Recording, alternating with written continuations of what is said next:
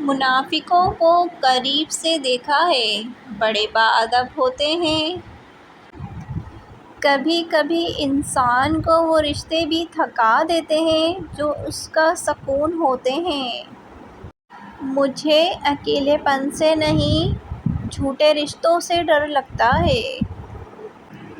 سیدھے درخت اور سیدھے لوگ سب سے پہلے کاٹے جاتے ہیں۔ میں نے آزاد کر دیے کئی من پسند لوگ۔ چہروں پہ کتنے چہرے ہوتے ہیں، لوگ اندر سے کتنے گہرے ہوتے ہیں۔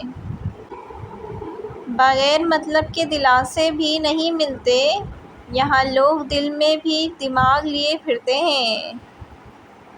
لوگ مطلب کی بات سمجھ لیتے ہیں لیکن بات کا مطلب نہیں سمجھتے۔